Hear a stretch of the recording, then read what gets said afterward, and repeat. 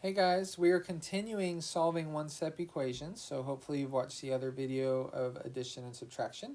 If you haven't, I recommend watching that first, but here is multiplication and division. So again, it's all about balance. So when we're solving equations in algebra, we want whatever we do to one side, we want to make sure that we do it to the other side. So same thing here. 4 times something equals 16. So this is our equal sign, kind of right here in the middle. So if you want, we could like just draw a little equal sign and then pick a different color. So let's see, do an equal sign there and an equal sign there. So this middle part is our equal sign. So that means each side of our equation needs to be balanced to one another.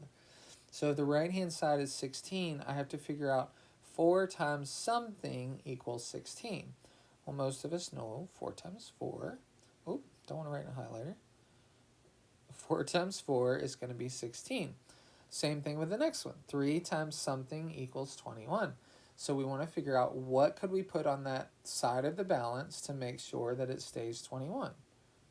Most of us know our fact. 3 times 7 equals 21. And then the last one, 36 by 6. What would we need to put on the right-hand side to make it balanced? So 36 divided by 6 equals 6. So that means the other side needs to be 6. So again, it's all about balance when you're doing algebra.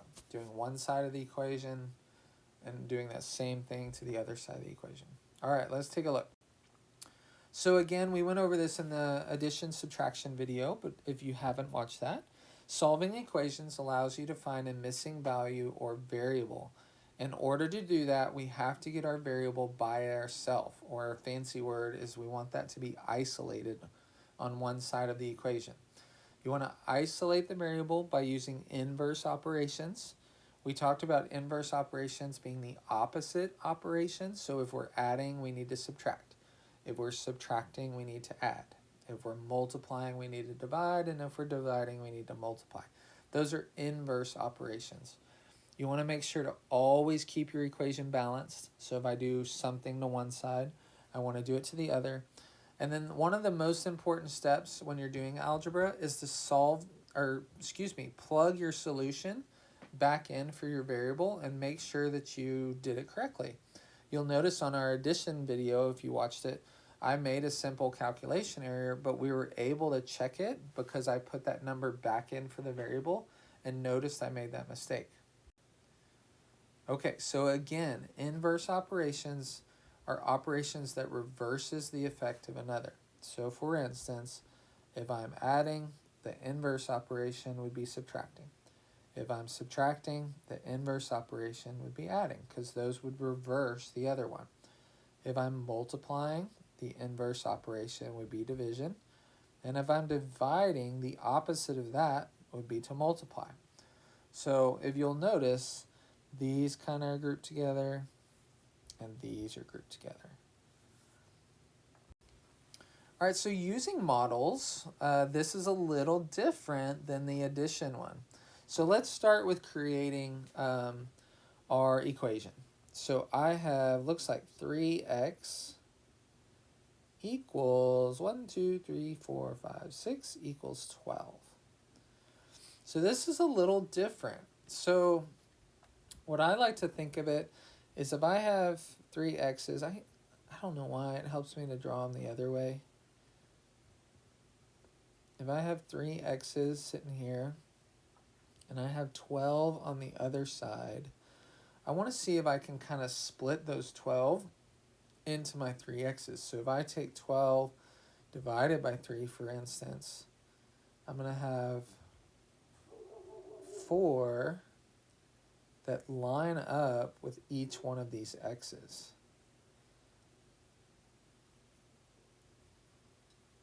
So another way to think of it is these kind of go together. So 1x would equal 4.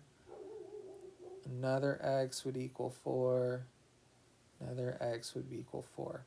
So therefore, for each x, there are 4 boxes. So I would say x equals 4 for my solution. And we could kind of do that. We could say, okay, if I had 4 for this x and 4 for this x and 4 for this, if we add 4 plus 4 plus 4, that's going to equal 12. So I would say yes, that is correct. So the models are a little trickier on multiplication division. All right, so this one, I would say my equation, I have 2x's, and that equals 6. So that would be my equation. Again, I like to draw them sideways. I don't know why. It helps me visually. And then I'm going to say, well, if I had 6, I could do 3 attached to that x and 3 attached to that one. And so then I would say, well, for each x, we have 3 positives. So I would say x equals 3. And again, we can plug this back in. So if we said, okay, this x was 3 and that x was 3, and we did 3 plus 3, does that equal 6? I'd say yes, it does. So I'm good with x equals 3 as my solution. Sorry, Poppy's outside barking. All right, so this equation, notice they put the x on the right-hand side. That's no big deal. So I'm just going to say 2 equals 4x. Now this is going to be a little tricky. So again, you don't have to do this, but for me, visually, it makes more sense for me to draw them sideways. Now this one's going to be hard. I have to take 2 of these guys, but split them into 4 x's. So what I would do is I think it's like half an x, or half a block, excuse me. Sorry about my drawings. But I think if we cut these into 4, I could cut them in half. And then I think a half goes with each x. And we'll see if that works. Sorry, my blocks do not look very good. That last one looks pretty good. So I think an x equals a half, or if you wanted to, 0.5 or 5/10. So if I do, if I go back and check it, and I said, okay, this is a half, and that's a half, and that's a half, and that's a half. You notice these would equal 1 whole, these would be equal 1 whole. So I think we're right. I think x equals 1/2. So this one was a little tricky. But you'll notice me writing them sideways, I think I can split them up a little bit easier than up and down. But you can do it however you want. All right, so this is a little different, a little strip diagram. So strip diagrams are a little bit different. So if you haven't used one of these before, hopefully you have, this is kind of our total. And this is saying, okay, 15 equals 3 parts. So something, these r's, 3 of them are going to be totaled to 15. So what I think of is I think about, okay, what could I add up 3 times to get 15? And I think I get 5, because if I do 15 divided by 3, I think I get 5. And if I do that, and just do repeated addition here if I wanted to, 5 plus 5, plus 5 would equal my 15. So yes, I think I got it right. So strip diagram's a little bit different. All right, so another strip diagram. So we have 88, I'm assuming dollars, or 88 something. And we want to divide it. It looks like 1, 2, 3, 4, 5, 6, 7, 8. So I like to think of it as I'm taking 88 divided into 8 parts, and I think it's 11. So I would say t equals 11. And we could try to prove that. We could turn all these into 11. 11 plus 11 plus 11 plus 11. But I think most of us can see that that is correct. And so that's how you use your little strip diagrams versus the x little blocks. Okay, now without the models. Again, I think this is a little bit easier than the models. So I'm going to do the inverse operations.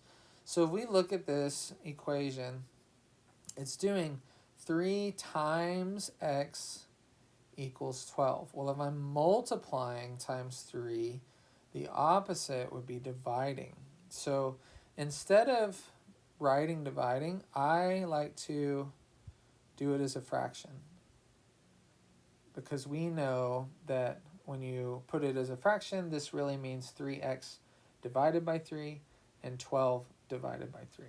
The reason I like writing it this way is because we know 3 over 3 would cancel out and be 1, so that would be 1x. And then 12 divided by 3 would be 4. So I think x equals 4, and we could prove that by putting it back up here. 3 times 4, does that equal 12? Let's see, yep, sure does. But notice we did inverse operations, so we did 3 times x, we had to divide by 3. I didn't just do it on one side, I had to do it on both sides of the equation. So again, if you want to draw that line down the middle, you're more than welcome to.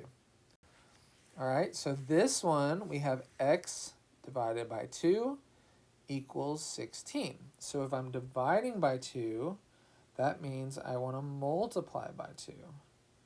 And I'm going to write it this way, but over here, I'm just going to write it this way. The reason I do that, because if I multiply going straight across, I get 2x, and then if I multiply straight across here, I get 2.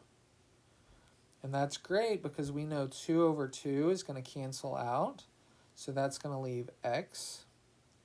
And then over here, 16 times 2, I don't have to do all the fancy stuff, right? I just do 16 times 2, and I get my answer of 32. And we could prove that by taking it and putting it here. 32 divided by 2, or 32 divided by 2. We know both of those equal 16, so we're good to go. Okay, but you'll notice when I do the inverse operation of division that I kind of write it this way, but then on the other side I'll write it normal. But notice 2 over 1 is still the same thing as 2. All right, so we have 75 equals 5x. They put it on the right-hand side. We're not going to let them freak us out. If we're multiplying by 5, we're going to divide by 5. I'm going to make sure to do it to both sides of the equation. Again, if you want to draw a line here, you can, just to make sure to remind yourself to do it on both sides. I know that these cancel out because 5 over 5 is 1. So that leaves x. And then 75 over 5 would equal, everybody, anybody? What do you think? 13? 16? What do you think? Let's go with 15. I think we're right, but let's say I made a simple mistake. Let's see. 5 times 15 would be 50 plus 25. So I get 75, which is what I wanted. So I'm good to go. Notice I took my answer and I plugged it back in for that variable. Do that every time so you don't make a simple mistake. All right, so we're doing x divided by 4 equals 12. The opposite operation of division is multiplication. So I'm going to multiply by 4, but I'm going to write it kind of the funky way. But then over here, I'm just going to write it the normal way, just because I don't have to do it. So I'm going to do x times 4, I get 4x. I'm going to do 4 times 1, I get 4. Those are going to cancel out or turn into a big 1, so I'm going to get x equals, and then we have 4 times 12, which is 48. So I think it's x equals 48, but I'm going to check. I'm going to do 48 divided by 4. You can do that however you want. Let's say we did 40. So that was times 10, and then times 2. So I got 10 plus 2 equals 12. Is that what we wanted? Yes, it is. Woohoo! All right, a few more. 9x equals 126. So I'm doing 9 times x, so I'm going to divide by 9. I'm also going to do it on this side. These cancel each other out, so that leaves x equals, if we do 126 divided by 9, however you want to do that, let's say we did 90. That gives us 6, 9, 10, 11, 12. maybe 4. Okay, so I got 10 and 4, so I think it's 14. So we're going to check. We're going to do 10 times 9 equals 90. We're going to do 4 times 9 equals 36. Excuse me. Add those together. I get 126. Was that what we were shooting for? It sure was. Got it correct. If you don't do your division this way, you do it however you want. All right. X divided by 7 equals 8. So if I'm dividing, my inverse operation would be multiplication. So I'm going to multiply by 7. Over here, I'm going to multiply by 7. Just going to write it the quote-unquote normal way. If I multiply straight across, I get 7x over 7. We know that these cancel out or turn into 1, so we're going to get 1x equals whatever 7 times 8 is. So if we do 7 times 8, let's just say 56, and then we're going to check 56 divided by 7 just to make sure. So if I didn't know my fact, let's say I knew 7 times 5. So that, okay, it was 5. 6 minus 5 is 1. 5 minus 3 is 2. And then I said, oh, that's times 3. 0. So I got 5 plus 3 is 8. Is that what we wanted? It was. So I got it correct. Double check your work. Always, always, always. All right. Write and solve the equation represented below. So x divided by 15 equals 7. So I'm going to multiply by 15. I'm going to write it this way over here, but on the right-hand side, I would just do normal. You could do it however you want. If you really wanted to do it the other way, you could always do that. I just think it's a wasted step. So we get 15x over 15. Those cancel each other out, which leaves x. And then if we do 7 times 15, I get 70 plus 35. So I get 105. Double check me. So then if I take 105 divided by 15, I should get 7. If I did it right. 15. So let's say I don't know any. Let's say, I don't know, 90. Is that times 6? I think. 60 plus 30. Yep, that's 90. So then I'm going to subtract, and I get 5 and 1. Ooh, one more. So I get 6 and 1 is 7. Is that what I wanted? Sure was. Woohoo! All right, last 120 equals 10x. All right. I am going to divide by 10 since I'm multiplying. I'm going to divide by 10 on both sides, keeping it equal. Well, 10 divided by 10 is 1, so that's going to leave 1x. And 120 divided by 10, I think, is 12. And we're going to double check. If I do 10 times 12, do I get 120? I sure do. All right, guys, it's all about keeping balance, using those inverse operations on both sides. Remember, if I'm adding, I'm going to subtract. If I'm subtracting, I'm going to add. If I'm multiplying, I'm going to divide. If I'm dividing, I'm going to multiply. All right, good luck. Thanks for stopping by.